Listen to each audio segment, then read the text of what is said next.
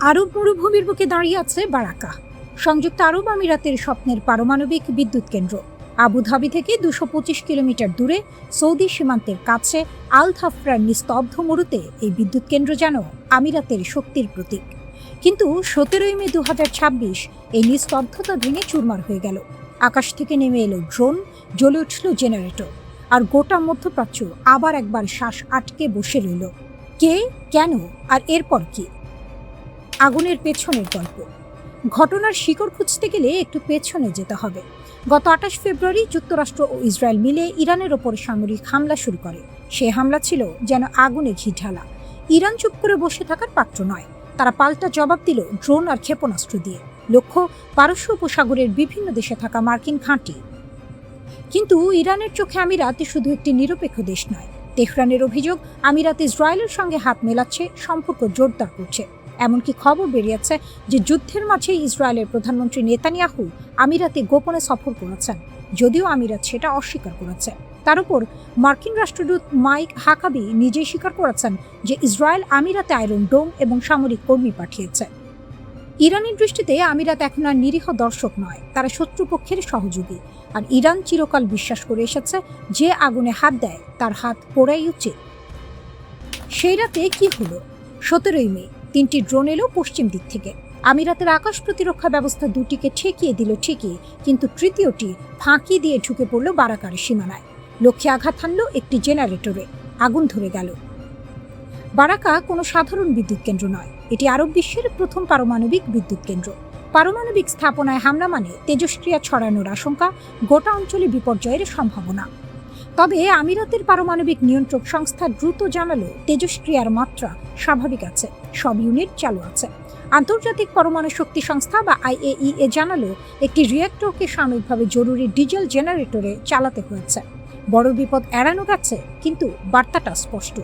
IAEA প্রধান Rafael Grossi গভীর উদ্বেগ প্রকাশ করে বললেন, পারমাণবিক স্থাপনাকে সামরিক নিশানা বানানো কোনোভাবেই গ্রহণযোগ্য নয়। কেউ হামলার দায় স্বীকার করেনি, আমিরাতও কাউকে সরাসরি দায়ী করেনি। কিন্তু পশ্চিম দিক থেকে আসা ড্রোন, ইয়েমেনের হুথিদের অবস্থান, ইরানের সঙ্গে আমিরাতের চলমান বিরোধ, সব মেলালে যে ছবিটা ফুটে ওঠে সেটা পরিষ্কার। ইরানের দৃষ্টিকোণ থেকে যদি দেখি, তারা বলবে এটা তাদের আত্মরক্ষার লড়াই। যুক্তরাষ্ট্র আর ইসরায়েল ইরানে হামলা করেছে, আমিরাত সেই শত্রুদের আশ্রয় দিচ্ছে, অস্ত্র মজুত করতে দিচ্ছে। ইরানের কাছে এটা কাঁটা দিয়ে কাঁটা তোলার মতো। যে আগুন লাগিয়েছ সে আগুনই তোমার দিকে ফিরিয়ে দাও। তাছাড়া ইরান বারবার কূটনীতির ভাষায় একটা কথা বিশ্বাস করে, শক্তি শেষ কথা বলে। যুদ্ধবিরতি চলছে ঠিকই, কিন্তু সেই বিরতি ভঙ্গুর। এই মুহূর্তে একটি বার্তা পাঠানো দরকার ছিল, আমরা পৌঁছে যেতে পারি, আমাদের হাত লম্বা। যে বিশ্বাসঘাতকতা আঁধারে করা হয় তা আলোতে অবশ্যই ফাঁস হয়। ইরানের পররাষ্ট্র মন্ত্রণালয়ের মুখপাত্র ইসমাইল বাঘাই এক্সে এই একটি বাক্য লিখেই থামলেন, কিন্তু সেই বাক্যের ভেতরে জমে আছে মাসের পর মাসের ক্রোধ, অপমান আর বিশ্বাস ভঙ্গের তিক্ত স্বাদ। পারস্য উপসাগরের উত্তাল বুকে যখন ইরান একা লড়ছিল আমেরিকা আর ইসরায়েলের বিরুদ্ধে, তখন পাশের ঘরের প্রতিবেশীরা চুপিসারে শত্রুর সাথে হাত মেলাচ্ছিল। সেই গোপন হাত মেলানোর পর্দা এখন একে একে সরে যাচ্ছে, আর তেহরান দেখছে পিঠে গেঁথে আছে একাধিক ছুরি। ঘটনার সূত্রপাত ইসরায়েলের প্রধানমন্ত্রী বেনিয়ামিন নেতানিয়াহুর কার্যালয় থেকেই। তারাই ঘোষণা করলেও যুদ্ধ চলাকালীন নেতানিয়াহু গোপনে সংযুক্ত আরব আমিরাত সফর করেছেন এবং আবুধাবির প্রেসিডেন্ট শেখ মোহাম্মদ বিন জায়েদের সাথে বৈঠক করেছেন। সূত্র বলছে, গত 26 মার্চ ওমান সীমান্ত ঘেঁষা আল আইন শহরে ঘণ্টার পর ঘণ্টা ধরে চলা সেই বৈঠকে নাকি তেল আবিব আবুধাবি সম্পর্কে ঐতিহাসিক অগ্রগতি হয়েছে। ইরানের বিরুদ্ধে যুদ্ধের আগুন তখন দাউ দাউ জ্বলছে। সে আগুনের আলোয় দুই পক্ষ কি নিয়ে এত ঘন্টা আলোচনা করলো সেটা আর বলে দিতে হয় না। তেহরান বুঝে নিয়েছে বন্ধুর মুখোশ পরা এই প্রতিবেশী আসলে যুদ্ধকালীন সমন্বয়ের নীল নকশা এঁকেছিল ইসরায়েলের সাথে। আরো লজ্জার বিষয়, ইসরায়েলি চ্যানেল 12 জানিয়েছে আমিরাতি কর্মকর্তারা এখন ভয়ে আছেন এই ভেবে যে ইরানের বিরুদ্ধে সামরিক অভিযানে সরাসরি অংশগ্রহণের ছবি প্রকাশ হয়ে পড়বে। ফাঁস হয়ে গেছে আরো ইসরায়েলের মোসাদ প্রধান ডেভিড বার্নিয়া যুদ্ধকালীন সময়ে কমপক্ষে 2বার আমিরাত সফর করেছেন। শুধু তাই নয়, মার্কিন রাষ্ট্রদূত মাইক হাকাবি প্রকাশ্যেই স্বীকার করেছেন ইরানের বিরুদ্ধে যুদ্ধ চলাকালীন ইসরায়েল আমিরাতে আয়রন ডোম ক্ষেপণাস্ত্র প্রতিরক্ষা ব্যবস্থা ও সামরিক সদস্য মোতায়েন করেছিল। অর্থাৎ যে মাটিতে আরব ভাইয়ের পতাকা উঠছে সেই মাটি থেকেই ইসরায়েলি অস্ত্র ইরানের দিকে তাক করাচ্ছিল। কিন্তু আমিরাতের বিশ্বাসঘাতকতাও ম্লান হয়ে গেছে রয়টার্সের এক বিস্ফোরক প্রতিবেদনের সামনে। পশ্চিমা ও ইরানি কর্মকর্তাদের বরাত দিয়ে সংবাদ সংস্থাটি জানিয়েছে, সৌদি আরব মার্চ মাসের শেষ দিকে ইরানের বিরুদ্ধে গোপন সামরিক হামলা চালিয়েছে। ইতিহাসে এটাই প্রথম রিয়াদ সরাসরি ইরানি ভূখণ্ডে সামরিক আঘাত হেনেছে। ঘটনাক্রম বলছে, ফেব্রুয়ারিতে মার্কিন ইসরায়েলে হামলার পর ইরান যখন পাল্টা জবাব দিতে গিয়ে সৌদি ভূখণ্ডে মার্কিন সম্পদে আঘাত হানে, তখন রিয়াদ প্রতিশোধ নেয় গোপনে। তারপর সে হামলার কথা তেহরানকে জানায়, যেন ঘরে আগুন লাগিয়ে দিয়ে দমকল ডেকে আনলো, আগুন লেগেছে। এই খবরে তেহরানের রাজনৈতিক মহলে যে ঝড় উঠেছে তা ভাষায় প্রকাশ করা কঠিন। যে সৌদি আরব এই মুহূর্তে ইরানের সাথে হেলসিঙ্কি ধাঁচের অনাক্রমক চুক্তির প্রস্তাব নিয়ে আলোচনা চালাচ্ছে, সেই সৌদি আরবই যুদ্ধের মাঝে পিছন থেকে ছুরি মেরেছে। এর চেয়ে বড় দুমুখ নীতি আর কি হতে পারে? আমিরাতের সিনিয়র কর্মকর্তা আনওয়ার গার্গাস মার্চি বলেছিলেন, ইরানের হামলা আরব দেশগুলো এবং ইসরায়েলের মধ্যে সম্পর্ক আরো গভীর করবে। ইতিহাস সাক্ষী, নায়করা সবসময় একা লড়ে। চারদিক থেকে ঘেরাও, প্রতিবেশীর বিশ্বাসঘাতকতা, মিত্রের ভেতরে শত্রু, এইসব বাধা পেরিয়েই নায়কের গল্প লেখা হয়। ইরান আজ সেই কঠিন পথে হাঁটছে। উত্তরে আমেরিকার হুমকি, পশ্চিমে ইসরায়েলের ছুরি, আর পাশের ঘরে প্রতিবেশীর বিশ্বাসঘাতকতা। তবু তেহরান মাথা নোয়ায়নি।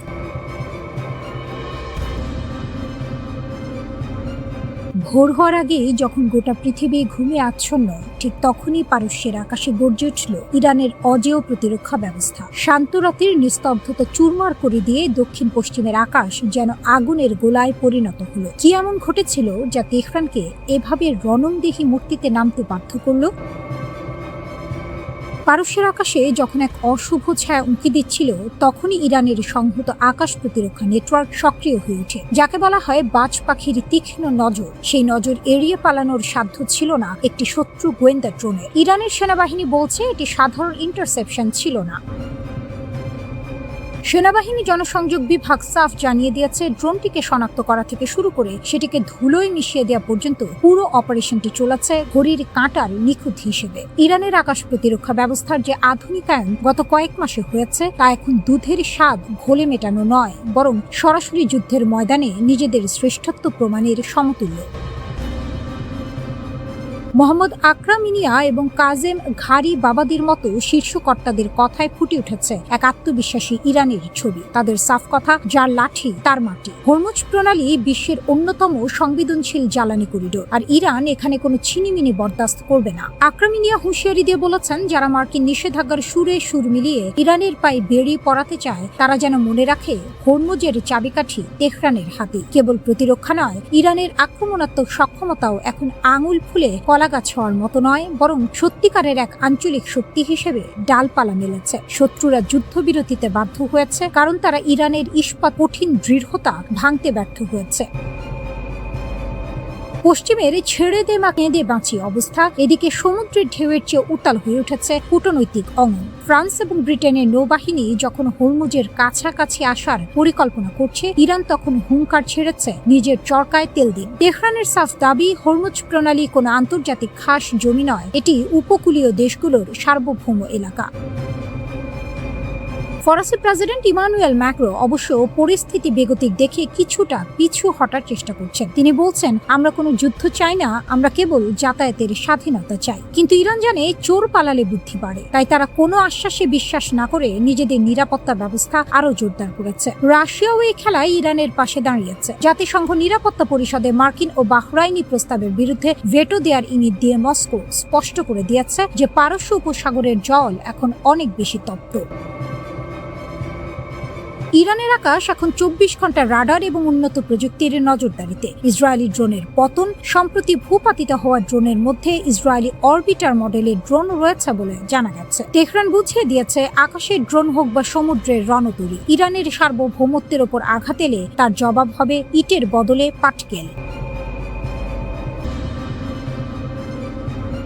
তোমরা মিথ্যাবাদী বুড়ো শিয়াল, এটা ইরান সিংহ আর ইসলামের দেশ, এখানে শিয়ালদের শক্তি দেখানোর জায়গা নেই, পালাও। লাউডস্পিকারে এই গর্জন ভেসে গেল পারস্য উপসাগরের নোনা বাতাসে। একজন ইরানি নৌ কর্মকর্তার কণ্ঠস্বর, পেছনে সাইরেনের চিৎকার আর দ্রুতগামী অ্যাটাক বোটের ঢেউ কেটে এগিয়ে আসার দৃশ্য। সামনে একটি বিদেশি যুদ্ধ জাহাজ, যেটিকে ইরান দাবি করছে আমেরিকার, ধীরে ধীরে সরে যাচ্ছে। 51 সেকেন্ডের এই ভিডিও এখন ছড়িয়ে পড়েছে দুনিয়া জুড়ে, এবং এই ছোট্ট ভিডিওতেই লুকিয়ে আছে হরমুজের আসল গল্প। ইরানের রাষ্ট্রীয় মিডিয়া প্রেস টিভি একটি ভিডিও প্রকাশ করে। সেখানে দেখা যাচ্ছে মার্কিন নৌবাহিনীর ডেস্ট্রয়ার ইউএসএস ফ্রাঙ্ক এ পিটারসন জুনিয়র DDG-121 পারস্য উপসাগরের কৌশলগত জলসীমায় অবস্থান করছে। ইরানি নৌ কর্মকর্তার রেডিও বার্তা তখন পরিষ্কার, ওয়াইশিপ 121, এটি শেপান স্টেশন, এখনই গতিপথ বদলাও এবং ভারতীয় মহাসাগরে ফিরে যাও। আমার নির্দেশ না মানলে তুমি লক্ষ্যবস্তু হবে। আমেরিকান জাহাজ থেকে জবাব এলো শান্ত গলায়, আন্তর্জাতিক আইন অনুযায়ী ট্রানজিট প্যাসেজে আছি, আপনার চ্যালেঞ্জ গ্রহণযোগ্য নয়। কিন্তু ইরানি কর্মকর্তা থামলেন না। তিনি আশেপাশের সব জাহাজকে সতর্ক করে ঘোষণা দিলেন, মনোযোগ দিন সব জাহাজ, ওমান সাগরে যে কোনো যুদ্ধ জাহাজ থেকে 10 মাইল দূরে থাকুন, কারণ আমি গুলি চালাতে প্রস্তুত। ফেব্রুয়ারির 28 তারিখে মার্কিন ইসরায়েল সামরিক অভিযান শুরু হওয়ার পর থেকে ইরান হরমুজ প্রণালী কার্যত নিজের নিয়ন্ত্রণে নিয়ে নিয়েছে। সমুদ্রে মাইন পেতেছে, জাহাজে হামলা চালিয়েছে, নিরাপদ পথের জন্য টোল আদায় করেছে। এখন আরও এক ধাপ এগিয়ে ইরান তৈরি করেছে পার্সিয়ান গালফ স্ট্রেইট অথরিটি, একটি নতুন সরকারি সংস্থা যেটি এই প্রণালীতে জাহাজ চলাচল নিয়ন্ত্রণ করবে। অর্থাৎ হরমুজকে ইরান এখন নিছক একটি সমুদ্র পথ হিসেবে দেখছে না, এটিকে দেখছে নিজের সার্বভৌম দরবার হিসেবে। আইআরজিসি নৌবাহিনী জানিয়েছে নতুন নিয়মকানুন মেনে চলে ট্রানজিট নিশ্চিত করা হবে, এবং যেসব জাহাজের মালিক ও ক্যাপ্টেন ইরানের বিধিমালা মেনেছেন তাদের ধন্যবাদ দিয়েছে। মার্কিন প্রেসিডেন্ট ডোনাল্ড ট্রাম্প ঘোষণা দিয়েছেন প্রজেক্ট ফ্রিডম অভিযান সাময়িক বিরতি দেওয়া হচ্ছে, কারণ ইরানের সঙ্গে ব্যাপক চুক্তির দিকে বড় অগ্রগতি হয়েছে। পাকিস্তানের মধ্যস্থতায় নাকি এই বিরতির অনুরোধ এসেছে। কিন্তু একই নিঃশ্বাসে ট্রাম্প বললেন হরমুজে নৌ অবরোধ চলবে। তাহলে হিসেবটা কি দাঁড়ালো? মার্কিন সামরিক অভিযান থামলো, কিন্তু অবরোধ চলছে। ইরানের নতুন কর্তৃপক্ষ জাহাজ চলাচল নিয়ন্ত্রণ করছে। ফরাসি শিপিং কোম্পানি CMA-CGM এর জাহাজ সান আন্তোনিও হরমুজ পার হতে গিয়ে আক্রান্ত হলো, ক্রু আহত। মার্কিন নেতৃত্বাধীন অভিযান বড় কোনো বাণিজ্যিক জাহাজ চলাচল পুনরুদ্ধার করতে পারেনি। 500 জাহাজ আটকে আছে, হাজার হাজার মানুষ আটকা, বিশ্বের 20% তেল বাণিজ্য প্রায় স্তব্ধ।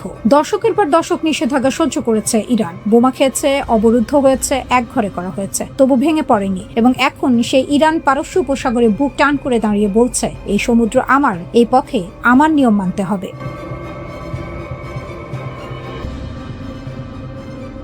গোপন এক নথি, নিঃশব্দে ছড়িয়ে পড়া এক বিস্ফোরণ, আর সেই বিস্ফোরণের কেন্দ্রবিন্দুতে দাঁড়িয়ে আছে ইরান, নিঃসংকোচ, নির্ভীক, অদম্য। যুক্তরাজ্যের প্রভাবশালী সাময়িকী দ্য ইকোনমিস্টের হাতে আসা এই গোপন নথি যেন হঠাৎ করে উন্মোচন করে দিয়েছে এক অদৃশ্য যুদ্ধের মানচিত্র, যেখানে সরাসরি অস্ত্রের গর্জন নেই, কিন্তু প্রতিটি ছায়ার ভেতর লুকিয়ে আছে এক ভয়ঙ্কর বার্তা, ইরানকে শক্তিশালী করতে রাশিয়ার গোপন পরিকল্পনা। নথির পাতায় পাতায় উঠে এসেছে এক সাহসী কৌশল। সেখানে বলা হয়েছে রাশিয়া ইরানকে দিতে চেয়েছিল 5000 অত্যাধুনিক ড্রোন। শুধু ড্রোন নয়, জ্যাম প্রতিরোধী, নিখুঁত, লক্ষ্যভেদী এমন প্রযুক্তি যা আকাশ প্রতিরক্ষা ব্যবস্থাকেও ধোঁকা দিতে পারে, যেন এক নিঃশব্দ ঘাতক যার পদচারণা শোনা যায় না, কিন্তু আঘাত লাগে সরাসরি হৃদয়ে। এই ড্রোনগুলোর একটি অংশ ফাইবার অপটিক প্রযুক্তিতে নিয়ন্ত্রিত, যেখানে বেতার তরঙ্গের উপর নির্ভরতা নেই, ফলে শত্রুর জ্যামিং কৌশলে সেখানে প্রায় অকার্যকর। 40 কিলোমিটার দূর থেকেও নিখুঁত আঘাত, যেন দূরের অন্ধকারে বসে থাকা একজন শিকারী যার চোখ কখনো ভুল করে না। আর এখানেই ইরানের শক্তির প্রকৃত রূপ স্পষ্ট হয়ে ওঠে। দীর্ঘদিন ধরে মনে করা হতো রাশিয়া শুধু গোয়েন্দা তথ্য দিয়েই ইরানকে সহায়তা করছে, কিন্তু এই নথি বলছে ভিন্ন গল্প। এটি কেবল তথ্যের লেনদেন নয়, এটি প্রযুক্তির হস্তান্তর, এটি যুদ্ধক্ষেত্রে নতুন অধ্যায়ের সূচনা। নথিটি তৈরি করেছে রাশিয়ার সামরিক গোয়েন্দা সংস্থা GRU। 10 পৃষ্ঠার এই পরিকল্পনায় রয়েছে ডায়াগ্রাম, মানচিত্র, কৌশল, সবকিছু। এমনকি পারস্য উপসাগরের উপকূলীয় দ্বীপগুলো পর্যন্ত চিহ্নিত করা হয়েছে, যেন প্রতিটি আঘাত হয় হিসেব কষে। সময়ের প্রেক্ষাপটও ছিল উত্তেজনাপূর্ণ। প্রেসিডেন্ট ডোনাল্ড ট্রাম্প ইরানের খার্গ দ্বীপে হামলার কথা ভাবছিলেন, আর ঠিক সেই সময়েই তৈরি হচ্ছিল এই নীরব প্রতিরোধের নকশা। কিন্তু গল্প এখানেই থেমে নেই। এই পরিকল্পনার দ্বিতীয় স্তর আরও বিস্ময়কর। সেখানে ছিল স্যাটেলাইট নিয়ন্ত্রিত ড্রোন, যেগুলোতে ব্যবহার করা হতে পারে স্টারলিংক প্রযুক্তি। এই ড্রোনগুলো শুধু সামনের যুদ্ধক্ষেত্রেই নয়, বরং শত শত কিলোমিটার দূরের সরবরাহ লাইন পর্যন্ত ধ্বংস করতে সক্ষম। অর্থাৎ যুদ্ধ আর শুধু সম্মুখ সমরের মধ্যে সীমাবদ্ধ নয়, এটি এখন বিস্তৃত, গভীর এবং সর্বব্যাপী। আর তৃতীয় স্তর মানব সম্পদ। রাশিয়ার বিশ্ববিদ্যালয়ে পড়া প্রায় 10,000 ইরানি শিক্ষার্থীর মধ্য থেকে ড্রোন অপারেটর তৈরির পরিকল্পনা ছিল। পাশাপাশি তাজিক ও সিরীয় গোষ্ঠীগুলোকেও যুক্ত করার চিন্তা। ভাষা, দক্ষতা, আনুগত্য সবকিছু মিলিয়ে তৈরি হতে পারত এক নিখুঁত যুদ্ধযন্ত্র। এই পুরো চিত্রটি একটাই কথা বলে, ইরান কেবল প্রতিরোধ করছে না, ইরান নিজেকে রূপান্তর করছে। মধ্যপ্রাচ্যের আকাশে এখন আর শুধু যুদ্ধ বিমান উড়ে না, উড়ে অদৃশ্য আতঙ্ক। আর সেই আতঙ্কের নিয়ন্ত্রণে রয়েছে এমন এক শক্তি যাকে থামানো সহজ নয়। তবে প্রশ্ন রয়ে যায়, এই নথি কি বাস্তবে রূপ পেয়েছে? ড্রোনগুলো কি পৌঁছেছে ইরানে? প্রশিক্ষণ কি শুরু হয়েছে? উত্তর অজানা। কিন্তু একটি সত্য স্পষ্ট, যদি এই পরিকল্পনার সামান্য অংশ বাস্তব হয়, তবে তা যে কোনো মার্কিন সামরিক অভিযানের জন্য দুঃস্বপ্ন হয়ে উঠতে পারে। কারণ যুদ্ধের নতুন নিয়মে বড় শক্তি মানে সবসময় জয় নয়। কখনো কখনো ছায়ার আড়ালেই জন্ম নেয় প্রকৃত শক্তি, আর সেই শক্তির নাম ইরান। পারস্য উপসাগরের উত্তাল হাওয়ায় এখন নতুন একটি প্রশ্ন ঘুরপাক খাচ্ছে। বুশহরে কি আবার জ্বলে উঠবে পরমাণু চুল্লির আলো? কারণ যুদ্ধের ধুলো কিছুটা থিতু হতে না হতেই ইরান হাত বাড়িয়েছে রাশিয়ার দিকে। মস্কোর পরমাণু বিশেষজ্ঞদের ফিরিয়ে আনার তোড়জোড় শুরু হয়েছে তেহরানে। এই একটি পদক্ষেপে স্পষ্ট, ইরান ভাঙেনি, বরং নতুন সংকল্পে ঘুরে দাঁড়িয়েছে। আঘাত এসেছিল, কিন্তু দমেনি ইরান। সাম্প্রতিক যুদ্ধে যুক্তরাষ্ট্র ও ইসরায়েলের যৌথ বিমান বাহিনী বুশেহর পারমাণবিক কেন্দ্রকে লক্ষ্য করে কমপক্ষে 4 বার হামলা চালিয়েছে। শুধু ইরানকে আঘাত করাই নয়, পুরো উপসাগরীয় অঞ্চলকে তেজস্ক্রিয় বিপদের মুখে ঠেলে দেওয়ার এই নির্মম কৌশল দেখে শিউরে উঠেছিল খোদ জাতিসংঘের পরমাণু পর্যবেক্ষক সংস্থা IAEA। চুল্লি থেকে বিষাক্ত তেজস্ক্রিয় পদার্থ বাতাস ও পানিতে ছড়িয়ে পড়লে গোটা মধ্যপ্রাচ্য পরিণত হতো এক মৃত্যুকূপে। কিন্তু ইরানের তীব্র প্রতিরোধের লৌহ দেয়াল সেই বিপদকে থামিয়ে দিয়েছে। এ যেন বাঘের গুহায় ঢুকে বাঘকেই ঘায়েল করার চেষ্টা, যা শেষ পর্যন্ত শিকারীকেই ফাঁদে ফেলেছে। হামলার ভয়ে রাশিয়া নিজের কিছু কর্মী সরিয়ে নিয়েছিল। নতুন 2টি ইউনিটের নির্মাণ কাজও সাময়িক স্থগিত হয়েছিল। কিন্তু ইরান থামেনি। যুদ্ধের আজ গায়ে মেখেও তেহরান ঘোষণা দিয়েছে 2029 সালের মধ্যে নতুন 2টি পারমাণবিক রিঅ্যাক্টরের কাজ শেষ করতেই হবে। 6 দশকের স্বপ্ন রাশিয়ার হাত ধরে পূর্ণতা। বুশেহর পারমাণবিক কেন্দ্রের গল্পটা শুধু বিজ্ঞানের নয়, এটা একটি জাতির অদম্য মনোবলের গল্প। 1975 সালে জার্মান কোম্পানির সাথে হাত মিলিয়ে এই কেন্দ্রের নির্মাণ শুরু হয়েছিল। কিন্তু রাজনৈতিক জটিলতার ফাঁদে পড়ে কাজ থমকে যায়। তখন পাশে এসে দাঁড়ায় রাশিয়া। পুতিনের দেশের সহায়তায় দীর্ঘ প্রতীক্ষার অবসান ঘটিয়ে 2011 সালে আলো জ্বালায় বুশেহর। মধ্যপ্রাচ্যের প্রথম পারমাণবিক বিদ্যুৎ কেন্দ্র হিসেবে ইতিহাসের পাতায় নাম লেখায় ইরান। 1000 মেগাওয়াট বিদ্যুৎ উৎপাদন করে দেশটির কোটি মানুষের ঘরে আলো পৌঁছে দিচ্ছে এই কেন্দ্র। 2017 সাল থেকে আরও 2টি নতুন ইউনিটের কাজ শুরু হয়েছে। এবারও রাশিয়ার কাঁধে ভর করে। শত শত রুশ প্রকৌশলী ও পরমাণু বিজ্ঞানী দীর্ঘদিন ধরে বুশেহরে কাজ করে আসছিলেন। ইরানে নিযুক্ত রাষ্ট্রদূত কাজেম জালানি এখন সরাসরি মস্কোর দরজায় কড়া নাড়ছেন। সেই বিশেষজ্ঞদের ফেরত পাঠান, কাজ শুরু করুন। 2029 সালের সময়সীমা মাথায় রাখুন। হামলার আসল উদ্দেশ্য কি ছিল? ইসরায়েল ও যুক্তরাষ্ট্র বহুদিন ধরে দাবি করে আসছে বুশেহরের কোনো গোপন কোণে সমৃদ্ধ ইউরেনিয়াম লুকিয়ে রেখেছে ইরান। পারমাণবিক অস্ত্র তৈরির পথে তেহরান নাকি বহু দূরে এগিয়ে গেছে। এই সন্দেহের বশেই বারবার বুশেহরকে নিশানা করা হয়েছে। কিন্তু ইরান সোজা কথায় বলেছে, বেসামরিক কাজে বিদ্যুৎ উৎপাদনই একমাত্র লক্ষ্য। তাদের এই অবস্থান থেকে এক চুলও নড়ানো যায়নি। যুক্তরাজ্য ভিত্তিক সংবাদ মাধ্যম ইরান ইন্টারন্যাশনাল 24 এপ্রিল নিশ্চিত করেছে, রাশিয়ার সাথে তেহরানের যোগাযোগ এখন পূর্ণ গতিতে চলছে। বুশেহরের চুল্লি আবার পূর্ণ শক্তিতে জ্বলে ওঠার অপেক্ষায় ইরান। হামলা এসেছিল, ক্ষতিও হয়েছে, কিন্তু লোহাকে আগুনে পোড়ালে যেমন ইস্পাত হয়, ইরানও তেমনি আঘাত খেয়ে আরও শক্ত হয়েছে। বুশেহরের এই পরমাণু আলো নেভানো যায়নি, নেভানো যাবেও না। মার্কিন সাম্রাজ্যবাদের অহংকার এবং ইসরায়েল নামক আগ্রাসী শক্তির দম্ভ মধ্যপ্রাচ্যের বালিয়াড়িতে দাফন হয়ে গেছে। পারস্য উপসাগরের বুকে নিজেদের সুরক্ষিত দুর্গ মনে করা মার্কিন সামরিক ঘাঁটিগুলো এখন ধ্বংসস্তূপে পরিণত। ইরানের অপারেশন ট্রু প্রমিস 4 ছিল বিশ্বশক্তির অপ্রতিদ্বন্দ্বী দম্ভের গায়ে এক বিশাল চপেটাঘাত। ইরান প্রমাণ করে দিয়েছে তারা কেবল কথা বলে না, তাদের প্রতিটি পদক্ষেপ নিখুঁত এবং বিধ্বংসী। অতি দর্পে হতলঙ্কা। মার্কিন যুক্তরাষ্ট্রের ক্ষেত্রে এই প্রবাদটি আজ ধ্রুব সত্য হয়ে দাঁড়িয়েছে। তারা নিজেদের সামরিক সক্ষমতাকে অজেয় মনে করত, ভেবেছিল আকাশপথে তাদের কোনো স্পর্শ করার ক্ষমতা কারণেই। কিন্তু ইরানের মিসাইল ও ড্রোনের ঝাপটায় তাদের সেই নিরাপত্তা ব্যবস্থা তাসের ঘরের মতো ভেঙে পড়েছে। এনবিসি নিউজের গোপন তথ্য ফাঁস হওয়া প্রতিবেদন থেকেই পরিষ্কার, মার্কিন ঘাঁটিগুলোতে ক্ষতির পরিমাণ বিলিয়ন ডলার ছাড়িয়েছে। এটি নিছক ক্ষয়ক্ষতি নয়, বরং সাম্রাজ্যবাদের পিঠের ওপর এক বিশাল বোঝা, মরার ওপর খাড়ার ঘা। অথচ এই বিপুল ধ্বংসলীলা তারা ঢাকঢোল পিটিয়ে আড়াল করার আপ্রাণ চেষ্টা চালাচ্ছে। পেন্টাগনের নীরবতাই বলে দিচ্ছে তারা নিজেদের ব্যর্থতা নিয়ে কতটা বিপাকে আছে। ইরানের এই সফল অভিযানের কেন্দ্রবিন্দুতে ছিল তাদের অদম্য সাহস এবং প্রযুক্তিগত উৎকর্ষ। প্রিন্স সুলতান বিমান ঘাঁটিতে ইরানের নিখুঁত হামলায় যখন মার্কিনীদের গর্বের বোয়িং E-3 সেন্ট্রি বিমানটি মাটির সাথে মিশে গেল, তখন বিশ্ববাসী দেখল সাম্রাজ্যবাদের মুখোশ কিভাবে খসে পড়ে। 12 থেকে 15 জন মার্কিন সেনা আহত হওয়া এবং একাধিক রিফুয়েলিং বিমানের ধ্বংসযজ্ঞ প্রমাণ করে ইরান এখন শত্রুর ঘরের ভেতর ঢুকে আঘাত করতে জানে। তারা কেবল কুয়েত বা বাহরাইনের ঘাঁটিতে হামলা করেনি, বরং শত্রুর স্নায়ু কেন্দ্রগুলোকেও তছনছ করে দিয়েছে। তাদের এই সাহসিকতা দেখে বিশ্ব এখন স্তব্ধ। ইরান যেন সাপের হাঁচি বেদের চেনা, শত্রুর প্রতিটি চাল তারা আগে থেকেই বুঝে নিয়েছিল এবং তাদের প্রতিটি পরিকল্পনা ধূলিসাৎ করে দিয়েছে।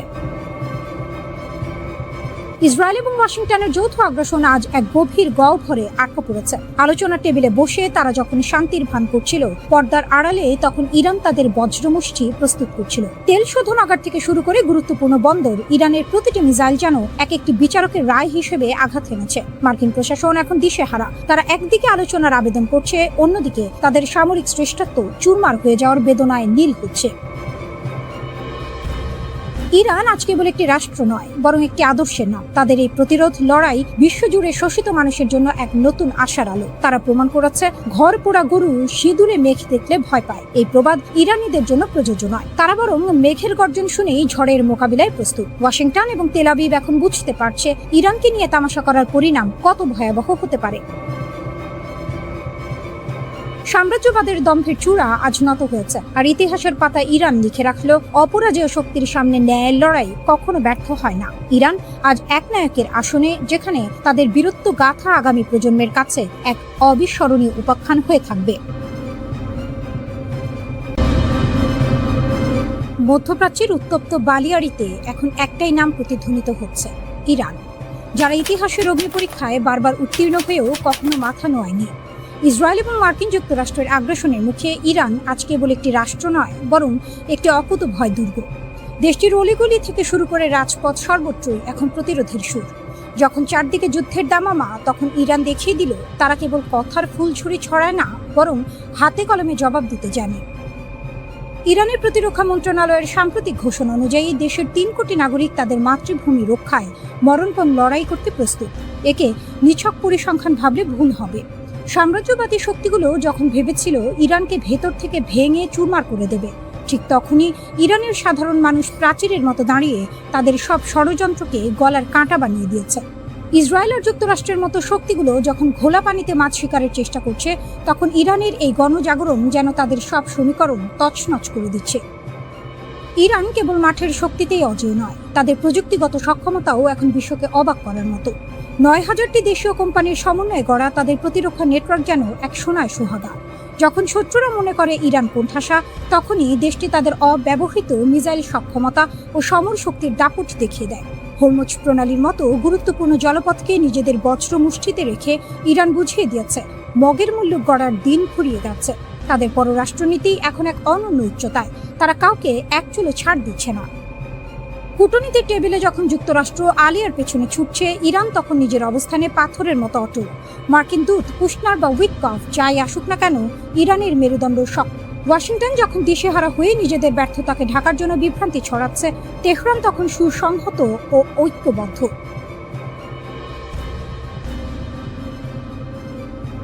পাকিস্তানের মধ্যস্থতায় শান্তি আলোচনার নাটকীয়তায় যখন মার্কিন প্রশাসন কিংকর্তব্য বিমূঢ়, ইরান তখন স্পষ্ট ঘোষণা করেছে আত্মমর্যাদা বিকিয়ে কোনো আপোষ নয়।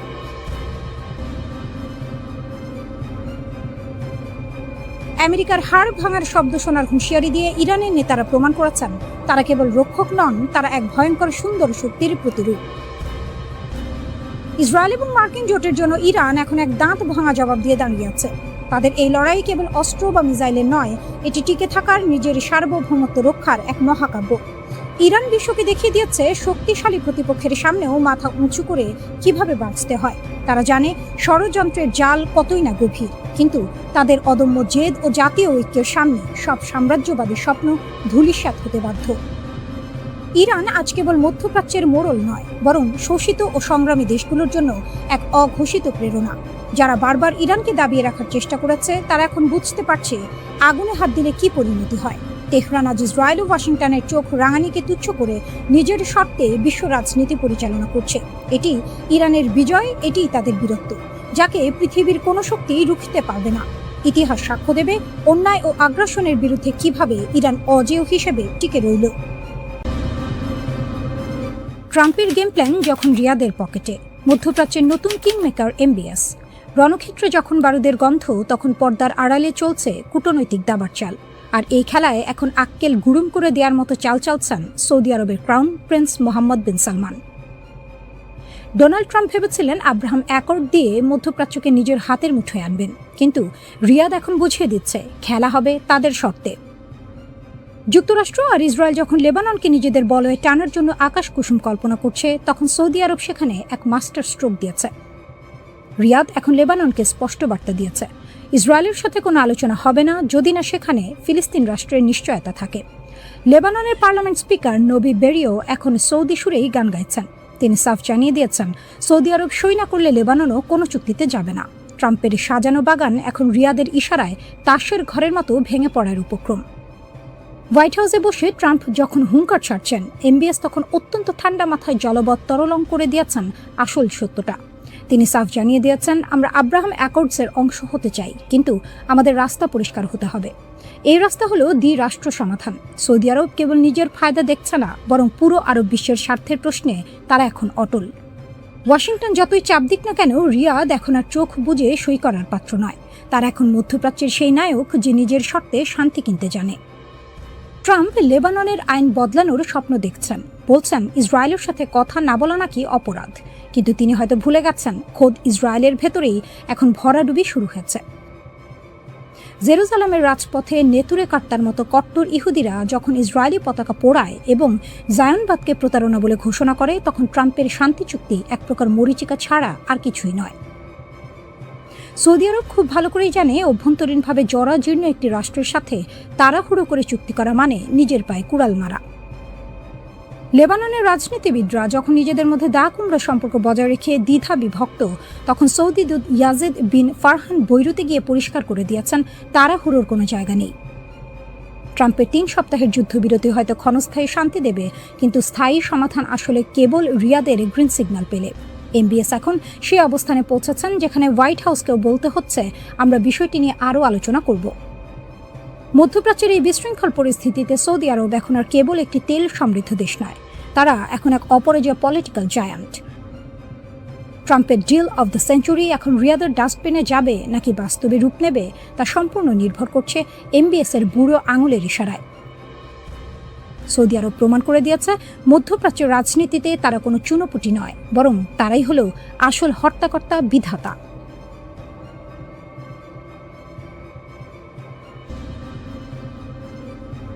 লেবাননের আকাশ ও মাটির আসল রাজা হিজবুল্লাহর রণকৌশলে নাজেহাল ইসরায়েল। লেবানন সীমান্তে এখন আর কেবল কামানের গর্জন নেই, আচ্ছা আধুনিক প্রযুক্তির আক্কেল গুড়ুম করে দেওয়ার মতো এক লড়াই। ইসরায়েল ভেবেছিল তাদের অত্যাধুনিক হারমিস 450 ড্রোন দিয়ে লেবাননের আকাশে খবরদারি করবে, কিন্তু হিজবুল্লাহর ক্ষেপণাস্ত্রের আঘাতে সেই ড্রোন যখন মাটির দিকে মুখ থুবড়ে পড়ল, তখন পেন্টাগন থেকে তেল আবিব সবারই হাড়ের খবর ফাঁস হয়ে গেল। দক্ষিণ লেবাননের আকাশে ড্রোনের ধ্বংসাবশেষ আর দাউ দাউ করে জ্বলা আগুন এটাই প্রমাণ করে যে হিজবুল্লাহর আকাশ প্রতিরক্ষা এখন আরও শক্তিশালী। ইসরায়েলি বাহিনী যখন ভেবেছিল তারা দক্ষিণ লেবাননে নিজেদের নিরাপদ অঞ্চল তৈরি করে ফেলেছে, ঠিক তখনই হিজবুল্লাহ তাদের বাঘের ঘরে ঘোগের বাসা হয়ে দেখা দিয়েছে। বিস্ফোরককারী ড্রোন দিয়ে ইসরায়েলি সেনাদের উপর ঝটিকা আক্রমণ চালিয়ে হিজবুল্লাহ বুঝিয়ে দিয়েছে যে তারা কোনো চুনোপুটি নয়। কানারা গ্রামের কাছে ইসরায়েলি সেনাদের অবস্থানে ড্রোনের বিস্ফোরণ এবং নাহারিয়া বসতি লক্ষ্য করে ড্রোনের ঝাঁক বা সোয়ার্ম অ্যাটাক প্রমাণ করে যে হিজবুল্লাহর রণকৌশল এখন অনেক বেশি আক্রমণাত্মক এবং কার্যকর। ইসরায়েলের গর্বের ধন মেরকাভা ট্যাঙ্ক, যাকে কিনা তারা অপরাজয় মনে করত, হিজবুল্লাহর পেতে রাখা চেইন বোম এর আঘাতে সেই ট্যাঙ্কের এখন ভরা ডুবি দশা। তাইবে এলাকায় একটি সাজোয়া যানের এক বিশাল কনভয় হিজবুল্লাহর সুনিপুণ অ্যাম্বুশে পড়ে তছনছ হয়ে গেছে। পরপর দুটি বিস্ফোরণে 4টি অত্যাধুনিক মেরকাভা ট্যাঙ্ক যখন দাউ দাউ করে জ্বলছিল, তখন ইসরায়েলি বাহিনীর দম্ভ তাসের ঘরের মতো ভেঙে পড়েছে। এর আগে তারা দাবি করেছিল যে তারা 21টি মেরকাভা ধ্বংস করেছে। আর নতুন এই হামলা প্রমাণ করে যে হিজবুল্লাহর সামনে ইসরায়েলি ট্যাঙ্কগুলো অসহায়।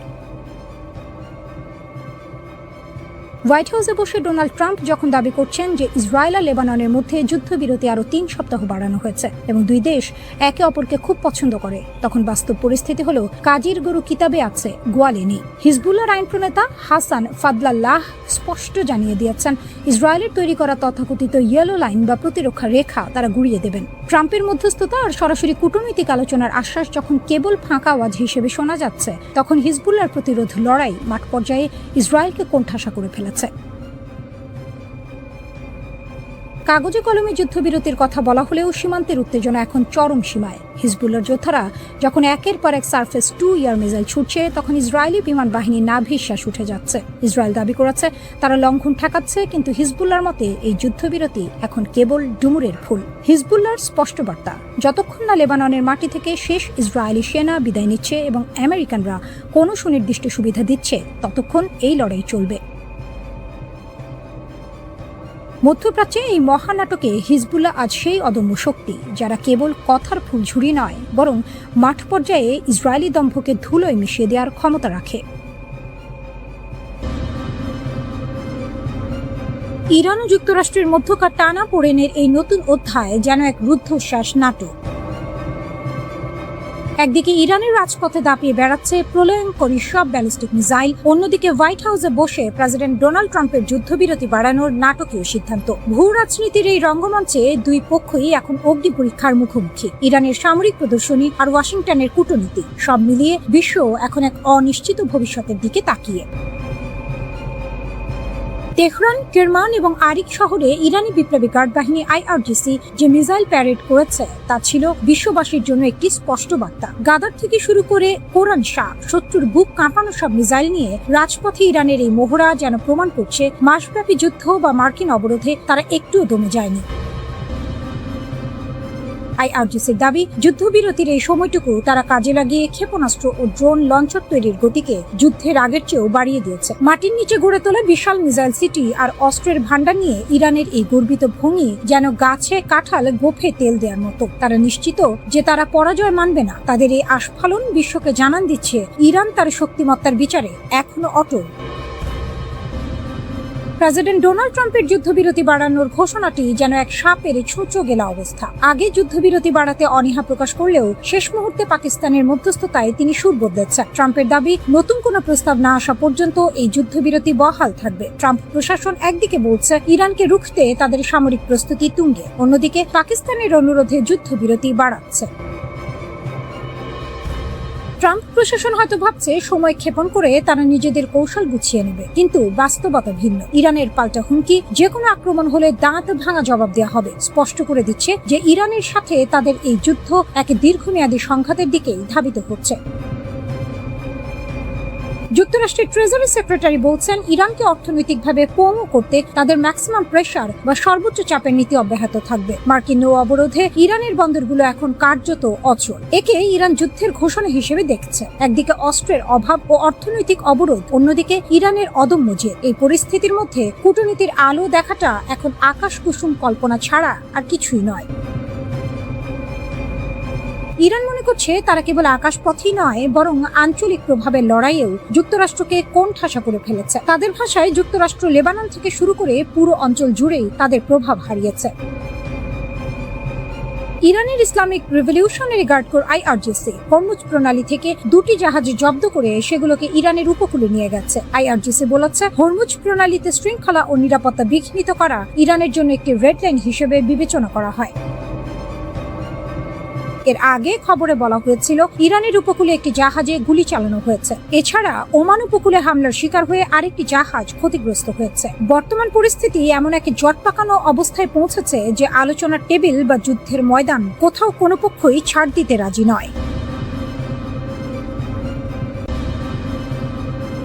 ইরান ও আমেরিকা উভয় পক্ষই শান্তির পায়রা ওড়ানোর বদলে শান দিচ্ছে যুদ্ধের মারণাস্ত্রে।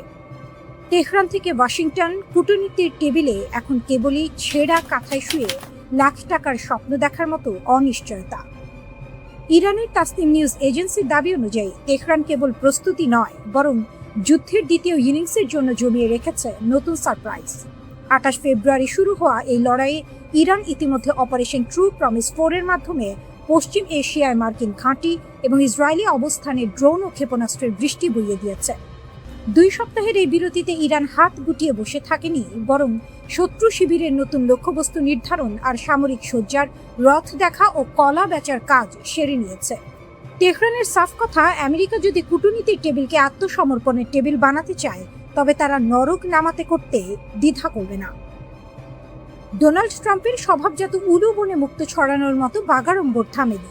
যুদ্ধবিরতির ভবিষ্যৎ নিয়ে প্রশ্ন করা হলে তিনি আবারও হুমকি দিয়েছেন, চুক্তি না হলে প্রচুর বোমা বর্ষিত হবে।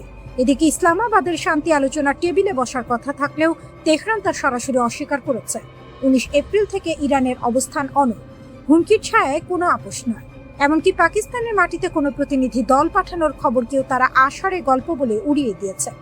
ইরানের পররাষ্ট্রমন্ত্রী আব্বাস আরাকচি এবং মুখপাত্র ইসমাইল বাঘাই স্পষ্ট করে দিয়েছেন, মার্কিন নৌ অবরোধ এবং ভারতীয় পতাকাবাহী ও অন্যান্য বাণিজ্যিক জাহাজে হামলার ঘটনাগুলো যুদ্ধবিরতির কফিনে শেষ পেরেক ঠুকে দিয়েছে। হরমুজ প্রণালী এখন বিশ্বের তেলের লাইফলাইন নয়, বরং জমের দুয়ার হয়ে দাঁড়িয়েছে। মার্কিন নৌবাহিনী যখন অবরোধের জাল বিছিয়ে ইরানকে শ্বাসরোধ করতে চাইছে, ঠিক তখনই তেহরান তাদের সুজা 2 নামক মালবাহী জাহাজ নিয়ে সেই জাল ছিন্ন ভিন্ন করে বন্দরে পৌঁছে দিয়েছে। এটি কেবল একটি যাত্রা নয়, বরং ওয়াশিংটনের প্রতি তেহরানের এক প্রকাশ্য চ্যালেঞ্জ। ভারত, চীন ও অন্যান্য দেশের উদ্দেশ্যে ইরানের তেলের ট্যাঙ্কারগুলোর এই অবাধ চলাচল বুঝিয়ে দিচ্ছে নৌ অবরোধ কেবল কাগজ কলমেই সীমাবদ্ধ। কিন্তু এই টানা পোড়েনে সবথেকে বেশি উভয় সংকটে পড়েছে ভারত। একদিকে চাবাহার বন্দরের ভবিষ্যৎ, অন্যদিকে জ্বালানি নিরাপত্তা। নয়াদিল্লি এখন সাপও মরে না, লাঠিও ভাঙে না এমন এক কূটনীতির চক্করে পিষ্ট। পাকিস্তানের প্রধানমন্ত্রী শেহবাজ শরীফ এবং সেনাপ্রধান আসিম মুনির আপ্রাণ চেষ্টা করছেন যাতে জলে কুমির আর ডাঙায় বাঘ পরিস্থিতি এড়ানো যায়। কিন্তু জেডি ভ্যান্সের নেতৃত্বে মার্কিন প্রতিনিধি দল যখন ইসলামাবাদে পৌঁছানোর অপেক্ষায়, তখন ইরান তাদের কক্ষপথ বদলে ফেলেছে। লেবাননে ইসরায়েলি হামলা আর পারস্য উপসাগরে মার্কিন প্ররোচনা, এই 2 মিলে পরিস্থিতিকে এমন এক জায়গায় নিয়ে গেছে যেখানে এক মাঘে শীত যায় না প্রবাদটি বারবার মনে পড়ছে। পারস্য উপসাগরের আকাশে এখন যে গুমট মেঘ জমেছে, তা কি শান্তির বৃষ্টি হয়ে ঝরবে, নাকি পারমাণবিক বজ্রপাতে ছাই করে দেবে তিলে তিলে গড়া এই সভ্যতাকে? তার উত্তর কেবল সময়ের হাতেই তোলা রইল। ইরান যুক্তরাষ্ট্র যুদ্ধের দামামা বাজার সঙ্গে সঙ্গে বিশ্বজুড়ে একটি ধারণা প্রবল হয়ে উঠেছিল যে চীনের অর্থনীতি মরার উপর খাড়ার ঘাড় সম্মুখীন হবে। চীন বিশ্বের বৃহত্তম জ্বালানি আমদানিকারক দেশ হয়, হরমুজ প্রণালীর ওপর যে কোনো আঘাত দেশটির জন্য সোনার হরিণ হারানোর মতো বিপর্যয় ডেকে আনবে, এমনটাই ছিল বাঘা বাঘা বিশ্লেষকদের অভিমত। কিন্তু বাস্তবতা হলো, চীন এই সংকটে কোনো চাপের মুখেই পড়েনি, বরং তারা কৌশলগতভাবে আরো শক্তিশালী অবস্থানে উঠে এসেছে। ওয়াশিংটনের অনেক নীতি নির্ধারক চীনকে অশুভ শক্তির অক্ষের অংশ হিসেবে চিহ্নিত করে ভেবেছিলেন ইরান কোণঠাসা হলে চীনও কুল হারিয়ে দিশেহারা হবে। কিন্তু এটি ছিল আদার ব্যাপারী হয়ে জাহাজের খবর নেওয়ার মতো ভুল ধারণা। প্রথমত, চীনের জ্বালানি নিরাপত্তার বিষয়টি যতটা অতিরঞ্জিত করে দেখা হতো, বাস্তবে তা নয়। ইরানের তেলের ওপর চীনের নির্ভরশীলতা মোট আমদানির মাত্র 10%, যা সৌদি আরব বা অন্যান্য মিত্র দেশের চেয়ে অনেক কম। চীন কোনো একটি নির্দিষ্ট দেশের ওপর নির্ভর করে সব ডিম এক ঝুড়িতে রাখে না। তাই ইরান ও যুক্তরাষ্ট্রের উত্তেজনায় চীন আতঙ্কিত হওয়ার বদলে ঠান্ডা মাথায় পরিস্থিতি পর্যবেক্ষণ করেছে। দেশটির বৈদেশিক নীতিতে ইরান ও সৌদি আরবের মতো বিপরীতমুখী দেশগুলোর সঙ্গে ভারসাম্য বজায় রাখাই তাদের মূল মন্ত্র। ফলে ইরান যুক্তরাষ্ট্রের দ্বন্দ্বে চীন কেবল দর্শক হয়েই থাকেনি, বরং তারা সাপও মরবে, লাঠিও ভাঙবে না এই নীতিতে অটল থেকেছে।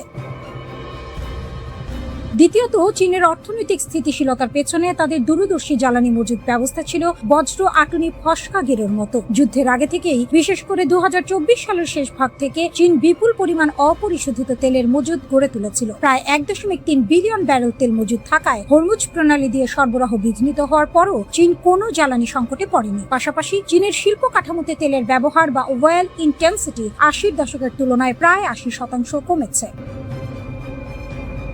বিদ্যুৎ চালিত অর্থনীতির দিকে ধাবিত হওয়া এবং শিল্প কারখানায় জ্বালানি দক্ষতা বৃদ্ধির ফলে চীন এখন জ্বালানি তেলের দাম বাড়লে শাক দিয়ে মাছ ঢাকার আপ্রাণ চেষ্টা করার বদলে বরং স্থিতিশীল থাকার ক্ষমতা রাখে।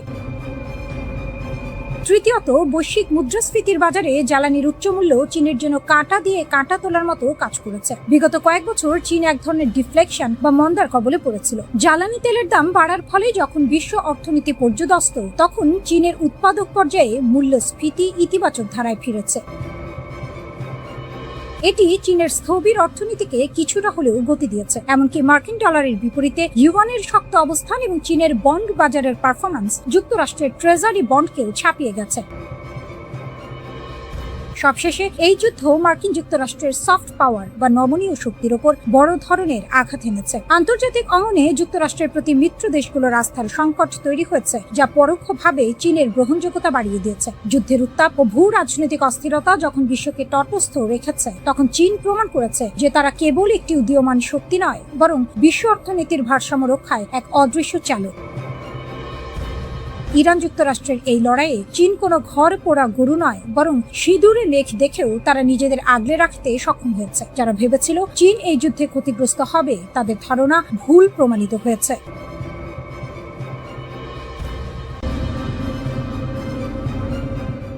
আকাশ কুসুম কল্পনা করা এক দর্পিত ব্যক্তির মুখে সজোরে চপেটা খা। মেহেদী হাসান এনডিটিভিকে দেওয়া সাক্ষাৎকারে অত্যন্ত স্পষ্টভাবে দেখিয়েছেন যে তথাকথিত শক্তিশালী দেশগুলো যখন মনে করেছিল এক সপ্তাহে ইরানকে ধূলিসাৎ করে দেবে, তখন তাদের সেই ধারণা আজ বালির কাঁধের মতো ভেঙে পড়েছে। যুদ্ধের ব্যাকরণে একটি কথা প্রচলিত আছে, দুর্বল শক্তি যদি হার না মানে তবে দিন শেষে তারাই বিজয়ী। ইরান ঠিক এই তাসের ঘর ভাঙার খেলায় মেতেছে। বর্তমানে সর্বশ্রেষ্ঠ সামরিক শক্তি এবং দুটি পারমাণবিক শক্তিধর দেশের বিপক্ষে বুক ফুলিয়ে টিকে থাকা কোনো ছেলে খেলা নয়। ইতিহাস সাক্ষী দেয়, ইরানিরা সহজে নতি স্বীকার করার পাত্র নয়। যারা মনে করেছিলেন ইরান দ্রুত আত্মসমর্পণ করবে, তারা আসলে ইরানের লড়াকু মানসিকতা এবং ইতিহাসের পাতা থেকে শিক্ষা নিতে ভুলে গেছেন। মেহেদী হাসান এখানে ইউক্রেনের উদাহরণ টেনেছেন। রাশিয়ার আক্রমণের শুরুতে সবাই ভেবেছিল কিয়েভ দখল হবে কয়েকদিনে, কিন্তু ইউক্রেন টিকে গেছে। ঠিক একইভাবে ইরান রাশিয়ার সামান্য সাহায্য আর নিজেদের অভ্যন্তরীণ শক্তির উপর ভর করে লড়াই চালিয়ে যাচ্ছে। আমেরিকান নীতি নির্ধারকরা যেন ইরানের উপর আক্রমণ করে আঙুল ফুলে কলাগাছ হতে চেয়েছিলেন, কিন্তু বাস্তবতা আজ তাদের নুন আনতে পান্তা ফুরানোর মতো অবস্থায় ফেলে দিয়েছে। তারা ভুলে গেছেন 1980-র দশকের সেই 8 বছর ব্যাপী ইরাক ইরান যুদ্ধের কথা। সাদ্দাম হোসেনকে যখন পুরো পশ্চিমা বিশ্ব অস্ত্র ও রসদ দিয়ে সাহায্য করছিল, তখনও ইরান মাথা নত করেনি। প্রায় 5 লক্ষ প্রাণ বিসর্জন দিয়েও তারা টিকেছিল। সেই ইতিহাস আজ আবার নতুন করে ফিরে আসছে। পারমাণবিক কর্মসূচির প্রশ্নেও পরিস্থিতি এখন জগা খিচুড়ি অবস্থায়। ওবামা আমলের চুক্তি থেকে ট্রাম্পের বেরিয়ে যাওয়া যেন ছিল নিজের পায়ে কুড়াল মারা। বর্তমানে ইরান 60% পর্যন্ত ইউরেনিয়াম সমৃদ্ধ করেছে, যা পারমাণবিক অস্ত্র তৈরির খুব কাছাকাছি। আমেরিকা যখন ইসরায়েলের সুরে সুর মিলিয়ে শূন্য সমৃদ্ধিকরণের দাবি তুলছে, যা ইরানের কাছে অরণ্যে রোদন ছাড়া আর কিছু নয়। কারণ কোনো দেশই তার বৈজ্ঞানিক সক্ষমতা এবং শিল্প কাঠামোর অধিকার ছেড়ে দেবে না। সামরিক হামলা চালিয়ে একটি দেশের জ্ঞান বা ইচ্ছা শক্তিকে ধ্বংস করা যে সম্ভব নয়, তা বুঝতে পশ্চিমা বিশ্ব এখনো কানা করেও বুদ্ধি ব্যয় করছে না। এদিকে হরমুজ প্রণালী এখন যুদ্ধের তুরুপের তাস। ইরান এই জলপথ বন্ধ করে দিয়ে বিশ্ব অর্থনীতিতে মরণ কামড় দেওয়ারও ক্ষমতা রাখে। যদিও আমেরিকার অবকাঠামোর কারণে তাদের প্রতিদিন কোটি কোটি ডলারের ক্ষতি হচ্ছে, তবুও তারা দমে যাওয়ার পাত্র নয়। নতুন সুপ্রিম লিডার মোস্তফা খামেনির নেতৃত্বে ইরান এখন এক নতুন মোড় পরিবর্তনের অপেক্ষায়। মধ্যপ্রাচ্যের এই সংকট কোনো সহজ সমাধান নয়। আমেরিকা যদি মনে করে পেশি শক্তি দিয়ে সবকিছু জয় করবে, তবে তারা আসলে আকাশ কুসুম চিন্তা করছে। আলোচনার টেবিলে সমান মর্যাদা ছাড়া ইরানকে দমন করা হবে ঘোড়ার আগে গাড়ি জোড়ার মতো অসাধ্য। ইতিহাস থেকে শিক্ষা না নিলে এই যুদ্ধ কেবল রক্তপাত আর অস্থিরতাই বাড়াবে, কোনো চূড়ান্ত সমাধান আনবে না।